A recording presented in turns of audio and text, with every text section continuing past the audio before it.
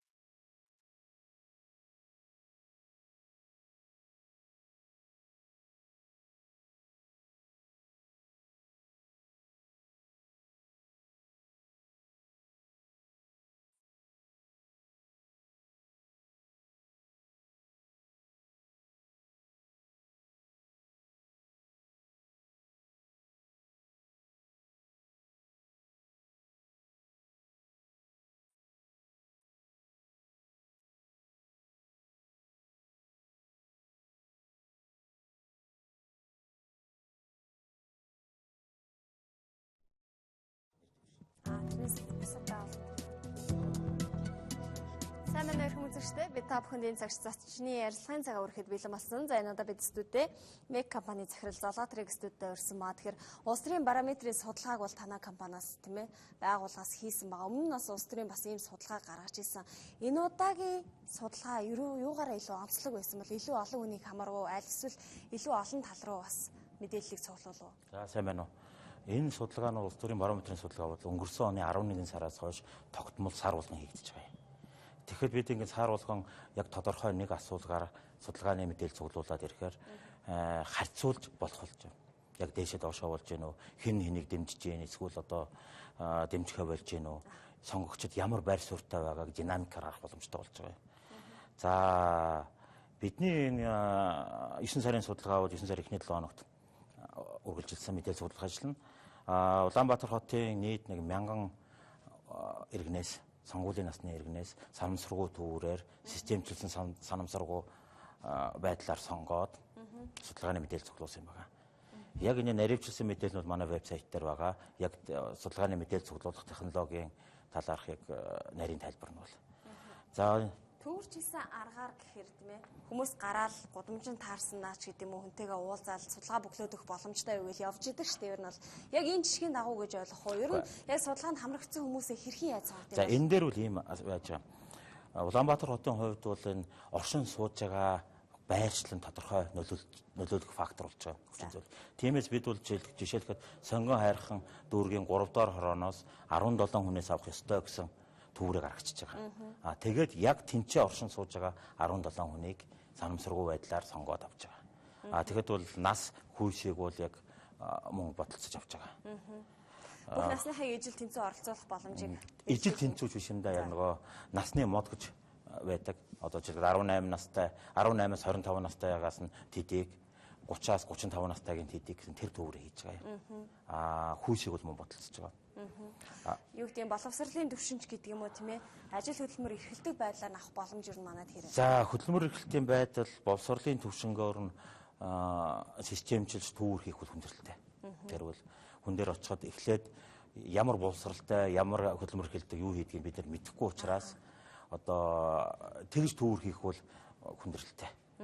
Тэгж төвөр хийх нь ч гэсэн яг ийм төрлийн судалгаан дээр бол төдийлөн нөлөөлөх одоо хүчин төлөв бас болохгүй байх л та. Яагаад тийм бэ тийм бол? Яагаад гэхэд бид тэртээ тэргүй санамсаргүйгээр авчиж яхад тухайн улс төрийн нам эвсэл нэгнийг дэмжиж байгаа байдал нь бол гараад ирэх боломжтой байна. 1000 хүнийг төвөрт хамруулна гэдэг буюу судалгааны үр дүн тийм ээ бодит үр дүн гарахад хэр одоо хөрөлцөхөц тоо гэж үзсэн. Ер нь манайх бол 1.3 сая хүнтэй тийм ээ нийслэл Улаанбаатар. Тэр дээр нэг ийм статистикийн төвөрийн аргачлал дээр нь бодож үзэхэд бол санамсаргүй төвөрийн систем аргачлалыг бүрэн бариад зөв хийж ивэл 1000 хүн бол бүрэн хангалттай. Энэ бол итгэлцлийн түвшнийг 95%-тай, алдаа нь 5%-тай явж байгаа. Энэ бол хангалттай өндөр түвшин. Тэгэхээр энэ гаргасан судалгаанууд бол 90-с дээш хувьтай. Тийм 95% итгэлцлийн түвшинтэй гэж байна. Энэ бол хангалттай өндөр түвшин. За тэгвэл хоёулаа хийгдсэн судалгаанаас бас үзэгчдэд танилцуулъя гэж бодож байна. Эх онд улсын хурлын сонгуул болно. Сонгуул төгсөнтэй холбогдуулаад хүмүүс бас сонирхолтой байж магадгүй тийм ээ. Хариулагчийн дэмжиж байгаа улсын хурлд суудл бүхий нам бие даагч за төвөр эзлэх хуваар 2014 оны 11 сараас 2015 оны 9 сар хүртэлх хугацаанд хийгдсэн гэж ойлгох нь шүү дээ. За энэ дээр тань танилцуулаад хэлэхээр зүйл юу вэ? Ардсан нам Монгол Ардын нам, Монгол Ардын Султан Монголын үндэсний ардсан намын шударгаас эвсэл, иргэний зэрэг ногоо нам, бие даагчид хэнийгч дэмжээгүй гэсэн ийм за нийтдээ 6 сонголттой байна тийм ээ. За энэ дээр тодруулаад хэлэхэд бол эхлээд нэг тодруулахад бол энэ судалгаан дээр ямарваа захиалагчгүй. Цэвэр манай компани өөрийн санхүүжилтээр хийж байгаа. Ямарваа нэгэн улс төрийн намын гадны нөлөөлөл байхгүй байгаа. Энд бол захиалагч байхгүй гэсэн үг. Энэ хариулт нь бол цэвэр одоо манай өөрийн дүн шинжилгээний үр дүн байгаа. За яг одоо үзэгчид бол ингээ харахад бол ойлгохгүй байгаа шүү дээ тийм ээ. Та улаанаас нь дээрэс нь энэ дээр нь бол нийт одоо судалгаанд хамрагдсан иргэдийн 40 орчим хувь нь их хурлд байгаа аль нэгэн нам улс төрчийг би дэмжихгүй байна гэсэн зүйл. Энэ бол маш өндөр. Энэ бол одоо үндсэндээ 11 сараас бидний судалгаа хийж эхлэхдээ 40-оос арай 35-6% байсан. Явсаар байгаад одоо 40 дээр л байна. 5 сард бол огцом нэг өсөөд тэгээ буцаад буусан. Хэнийг дэмжихгүй гэдэг энэ бол их өндөр тоо. Энэ бол одоо 16 оны сонгуульд их хурлын сонгуульд бол ямарваа нэгэн бие даагч юм уу эсвэл шинэ хүнийг хүсэж байна. Одоогоос өөр хүнийг хүсэж байна. Шинэ одоо байр суурьтай шинэ төрхийг хүсэж байгаа нэг илэрлэлтэй. За бусад намуудын хувьд бол Монгол Ардын намын хувьд бол нэг 15-аас 18% дээр бол яг тогтмол байгаа даа. Монгол Ардын нам бол илэрхийлж байгаа өнгө нь бол улбар шар. Улбар шар өнгө. Энэ бол яг тогтмол яваад байгаа. Үзэгч та бүхэн бас ялгаад хараарай. За тэр дунд тийм ээ улбар шар өнгө байгаа. Энэ бол тогтмол нэг 15-аас 18% дээр байгаа. Энэ одоо тус намын рейтинг нэмэгдэхгүй, буурахгүй яг энийг барьж байгаа нь бол тухайн намын үүдээс ямарваа нэгэн идэх байхгүй байна. Улс төрийн идэх. Яг одоо мандайлал харагдахгүй байгааг нь илэрхийлэл. Засгийн газарт орж исэн үедээж тэр засгийн газраас одоо гарцсан байгаа цэвэр сөрөг хүчин болсон байгаа ч тэр ямарваа нэгэн идэх байхгүй байна. Ямарваа нэгэн өөрийнхөө байр суурийг илэрхийлсэй байхгүй. За бие даагчдын хувьд бол бие даагчид гэхээр одоо мөн л одоо нэг 14-5% яваад байгаа юм. Энэ хөнгөөр тэмдэглэгдсэн. Тод хөнгөөр тэмдэглэгдсэн. Энэ бие даагчдын хувьд бол энэ 14-5% явж байгаа нь бол 2 сар 3 сард бол нэлээд өндөр байсан. 20 орчим болж ирсэн. Тэгээ буцаад буурсан. Энд бол юунаас холбоотой вэ гэхэд бидний харж байхад бол олон нийтийн мэдээллийн хэрэгслээр бие даагчид ямарваа нэгэн сэдв хөндөж идэвхтэй байр суурь илэрхийлж байна. Одоо байр суурь нь зөв буруу бас өөр хэлтэй. Одоо Ганбаатар гүшүүн оюу толгойтой тэмцэх юм уу, таван толгойтой тэмцэж байгаа ч юм уу тийм. Тэрийг идэвхтэйгээр хэвлэл мэдээллийн хэрэгслээр гараад ирэхээр рейтинг нь жоох дэш орчиж байгаа. Тэгээд жоохон намуу чимээгүй болчоороо тэгэл одоо нэг 14-5% дээр тэр хавьдал байгаад байгаа. Бас огцон монсон ч бас биш юм л да тэр. Ардсан намын хувьд бол бүдэг хөх. Ардсан намын хувьд бүдэг хөхөнгөөр тэмдэглэгдсэн тийм ээ. 27-оос ихсэн байж та уг нь бол 2014 оны 11 сард. Одоо бол байгаа байр суурь 14-5%. 14 чинь баг тийм ээ 13%-аар унчихсан гэж байна. Бараг 2 дахин хувьд болсон байна. Энд бол арчилсан нам бол засаг одоо 12 оноос хойш банк засагт байсан нам. Тэгээд эдийн засгийн одоогийн эдийн засгийн нөхцөл байдал, эдийн засгийн хямралаас шалтгаалаад яг өрхийн түвшин нөлөөлөд эхэлж байна. Нэгт хоёрдуул арчилсан намын одоо яг засаг барихад барьж байгаа арга барил. За жишээлбэл сая одоо сайд нарыг томилох гэж нэлээд удаан хугацаа өнгөрсөн. Яг энэ шалтгаануудаас бол арчилсан намын рейтинг бол доошо буугаад байна. Доошо буугаад байна. Энд бол одоо арчилсан нам засаг барьж байгаа нам бол 14-5% дэмжлэгтэй байна бол маш бага л да. Маш бага. Чамлалтай, маш чамлалтай. Монгол Ардын ёс сурталчилгааны Монгол Улсын арчилсан намын шударгаас эвслийн үед бол 2014 оны 11 сард за 6 гэсэн тоогоор илэрхийлэгдэж ирсэн бол одоо бол нэг 10 орчим. Тус эвслийн хувьд бол яг л нэг 10 орчим хувьтай л яваад байгаа юм. Дээш доошоо жоохон хөдөлгөөнтэй. Энэ бол төдийлөн одоо бас яг тогтвортойс дэмжигчтэй байна гэсэн үг. Өөрчлөгдөхгүй тэр нь одоо яг л байр суурин дээр байгаа даа. Танай байгууллагын хувьд бол 2005 оноос ер нь улс төртэй холбоотой судалгаануудыг хийж ирсэн шүү дээ. Яг энэ зүйлээс дүгнээд үзэхэд яг ингээд одоо хэнийг ч дэмжихгүй гэсэн байр суурь юм өндөр хуваар илэрхийлж ирсэн онцлог хэцүү байсан ба өмнө байсан уу? Үгүй дээ. Үгүй дээ. Яг ингээд сонгуул одоо одоогоос бол одоо жил хүрэхгүй хугацаанд 10 сар, 10 сар, 9 сарын дараа сонгуул болох ийм үед бол хэнийг дэмжихгүй гэдэг ийм өндөр байгаагүй. Ийм өндөр байгаагүй. Ямарваа нэгэн сонголттой аль нэг талд нь орсон юмээс ялангуяа 12 оны ус сонгуулийн өмнө бол одоо 11 оны намар гэхэд бол рейтинг бол нэлээд тодорхой болж эхэлсэн байсан. Хэнийг дэмжихгүй гэдэг хувьд ийм өндөр байгаагүй. За дараагийн бас судалгаанаас танилцуулъя.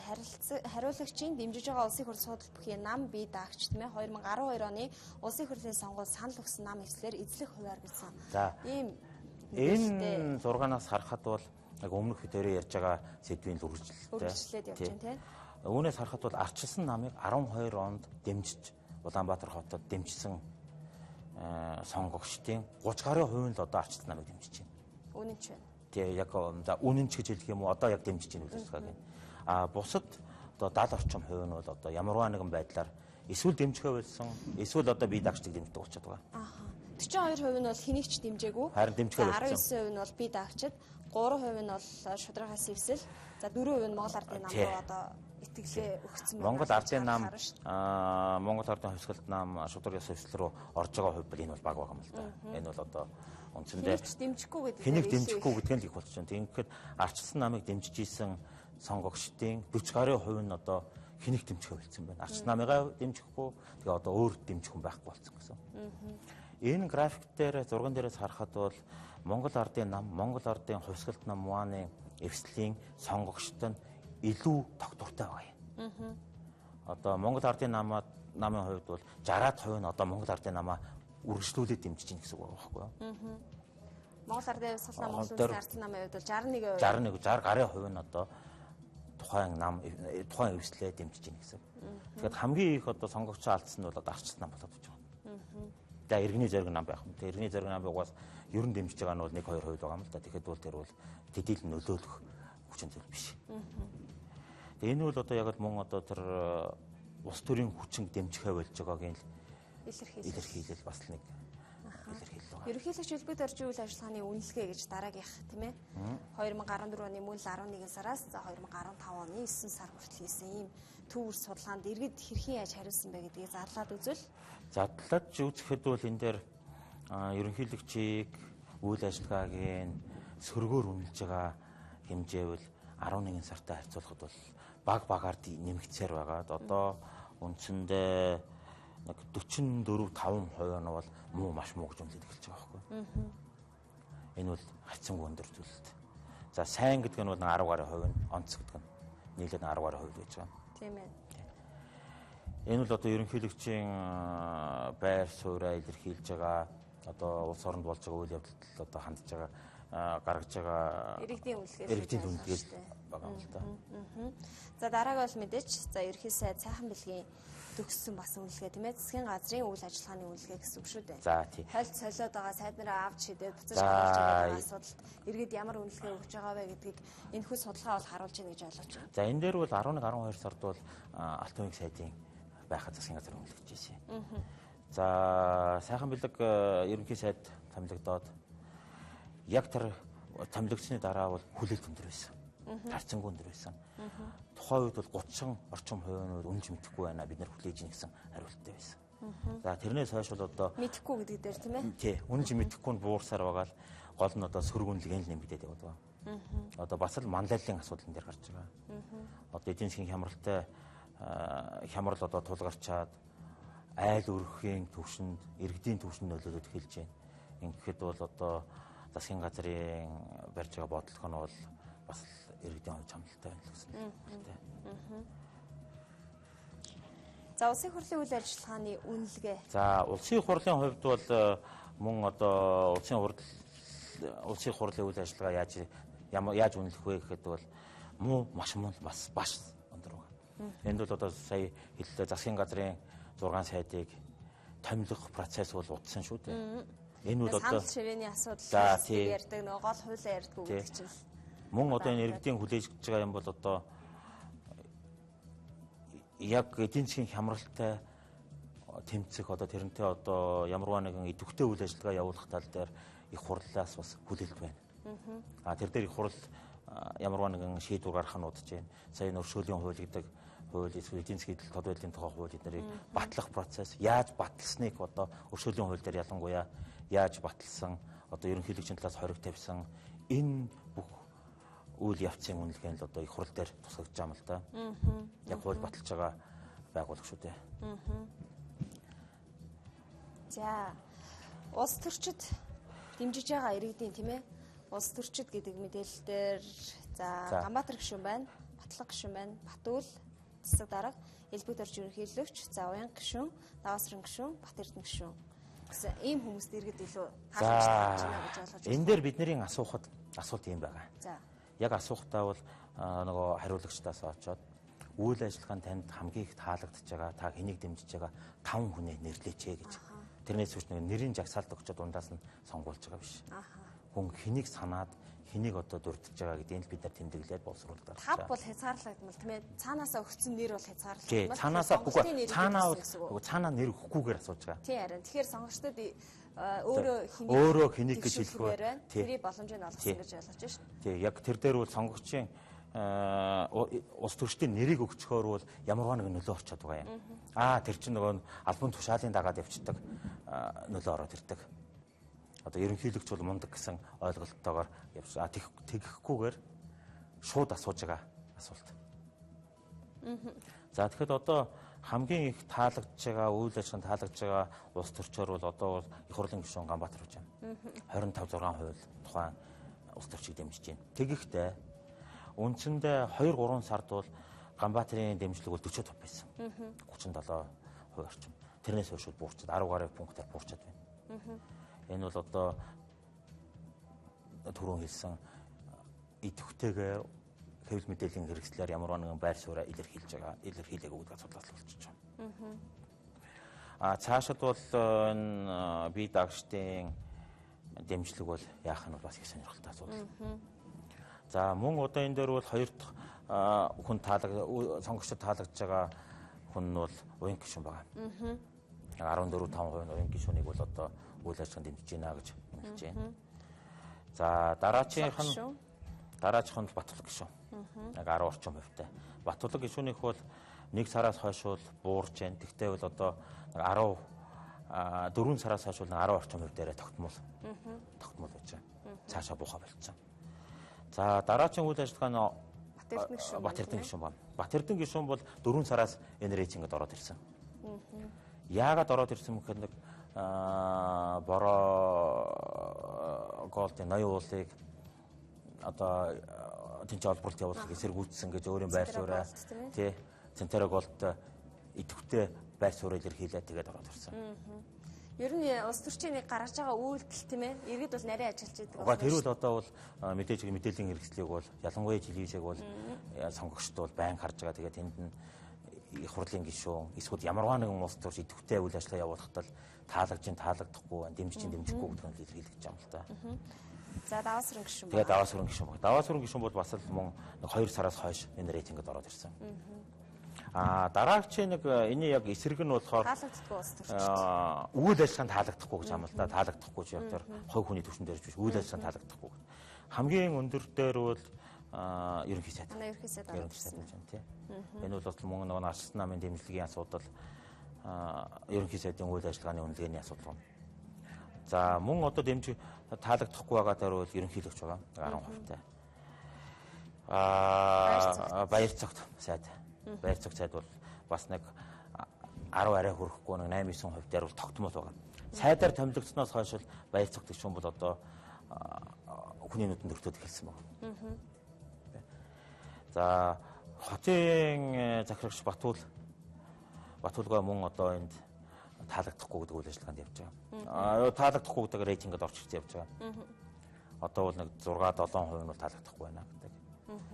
Сүүлд одоо шинээр орж ирсэн таалагдахгүй жагсаалтанд Эрдэнэ Чимэг гэж юм. Бидний таамаглалчаар бол 5 толгойн асуудал дээр их хурлын ажлын хэсгийг ахалж байр сууриал эрхэлж ирсэн. Үүнээс болоод бол одоо хүний нүдэнд өртөгдсөн гэсэн. Тэгээ энэ дээр бол бас нэг анхаарах юм бол энэ аль талдан ч гэсэн таалагдж जैन таалагдахгүй үйл ажиллагаа таалагдж जैन таалагдахгүй ч гэсэн ямар ч байсан энэ нэг 10 гишүүн бол 10 хүн бол хүний нүдэнд байна. Эднийг мартаагүй байна. Эднэр сайн ч уу муу ч уу ямар ч байсан идэвхтэй байна гэсэн үг. Идэвхтэй хүний нүдэнд өртөж байгаа үйл ажиллагаагийн сонгогчид ажиглаж जैन, үнэлж जैन. Сөргөөрөө эргээрөө. За баярлалаа. Хоёулынх нь ярилцах цаг ерөнхийдөө энэ хүрээд өндөрлөж байна. Хоёулаасаа хийсэн нэмээ улсын хурлын үйл ажиллагаанд хөшөөлөө үйл батлагдсантай холбогдуулаад ч гэдэг юм уу бас иргэд тааламжгүй хандж байна гэдэг нь судалгааны дүгээр илэрсэн. Тэгвэл яг одоо бас ерөнхийлөгчийн хөшөөлөө үйл тавьсан хоргийг улсын хурлд бас чуулганаар хэлж байгаа маань энэ мэдээллийг илтгэж бас үзэгч танд шууд хүргэж байгаа учраас үзэгч танд энэ мэдээлэлд анхаарлаа хандуулно. Бидний урилгын хүлээн авсан танд их баярлалаа. За баярлалаа. За.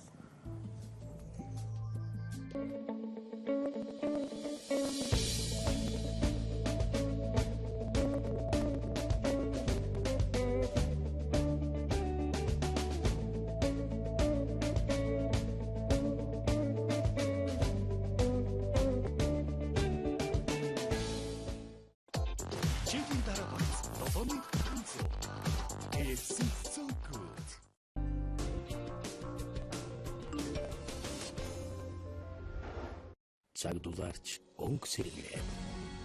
Шин зүйлсийг турших эрэл хайгуулаа хизээж битгий зогсоо.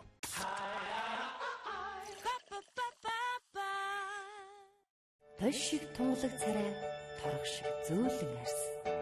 Шинжлэгдсэн актаар X. Ашиглалтанд орсон 100 тонны байр 1 м квадратны ердөө 1,150,000-аас 1,250,000 төгрөг.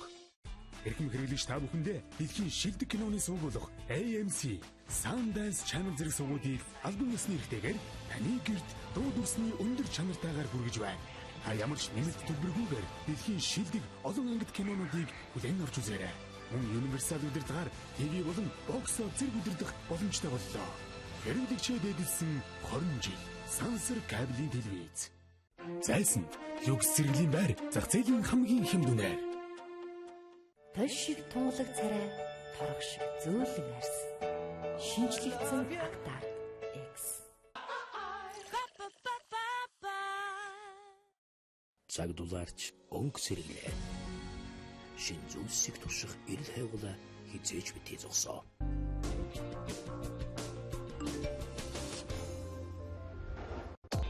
Chicken Darabas, Dominic Hanzo. It's so good.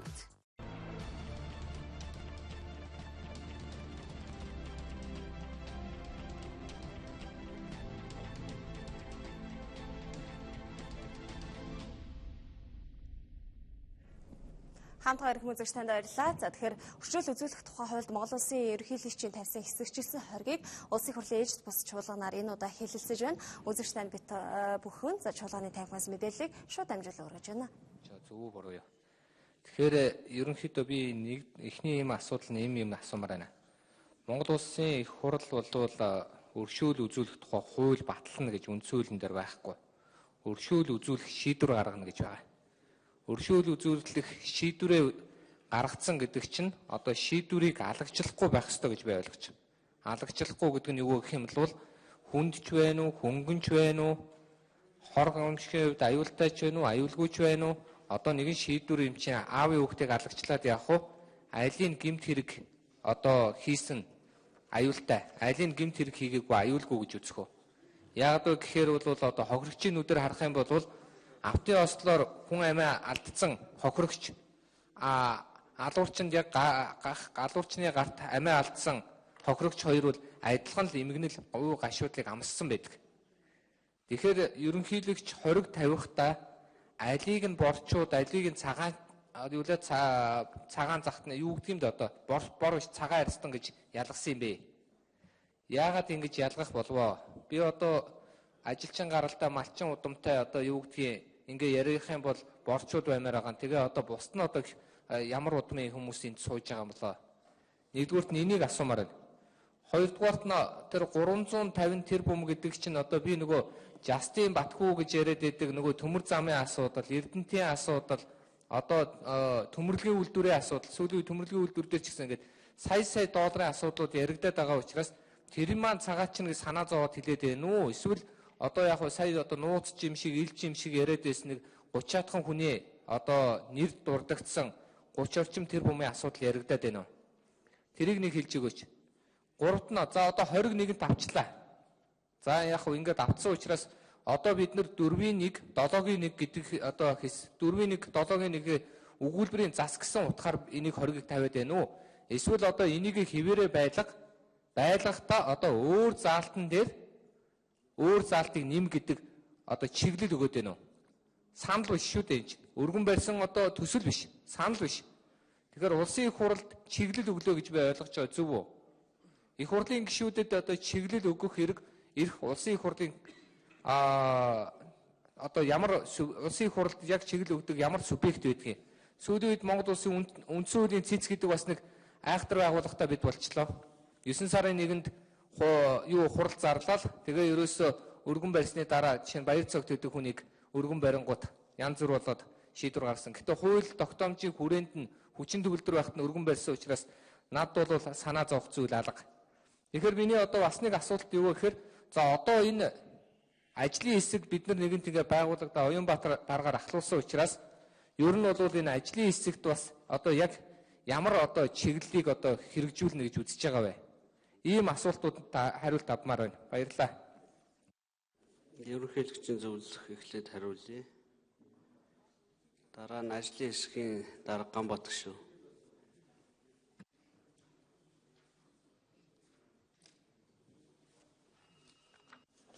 За, гишүүний асуултанд хариулъя.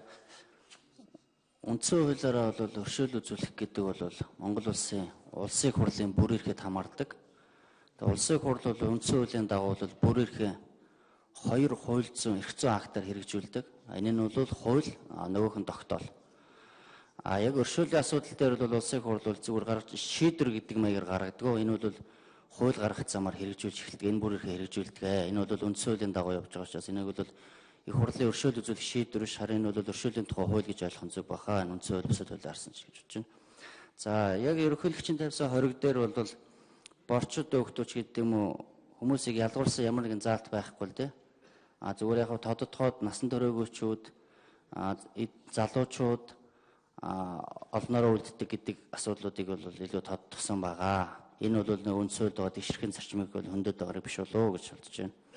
За гуравдугаарт бол Монгол улсын ерөнхийлөгчийн тавьсан хориг бол өршөөлийн хууль тавьсан хэсэгчлсэн хориг болохоос биш. Энэ бол үндсэн хууль загтсан ерөнхийлөгч бүр эрхээ өрөөнд хэрэгжүүлж байгаа хориг болохоос ямар нэгэн байдлаар улсын их хурлд өгчөө чиглэл биш ээ гэдгийг хэлхэн зүйтэй хаа гэж бодож байна. За дөрөвдүгээрт нь ажлын хэсэгт холбоотой юм дээр бол би одоо яг үнэхээр одоо их хурлын ажлын хэсэг ингэн техникийг бол хариулах болцоо байхгүй. Үнэхээр хоригийг бүрэн бүтэн хүлээгээд авчих юм бол холбогдох өөрчлөлтүүд нь дэгийн хуулийнхаа 31-ийн 9-ийн дагуу бол хийгдээд явах гэж бодож байгаа цаар. Ажлын хэсгийн дараа хууль зүйн байнгын оронд Ганбат гишүү. За ажлын хэсэгтэй холбоотой асуудлыг би хариулчихъя. За Оюнбаатар гишүүн за өршөөлийн хуулийг түрүү ажлын хэсгээ хаалж ажилласан.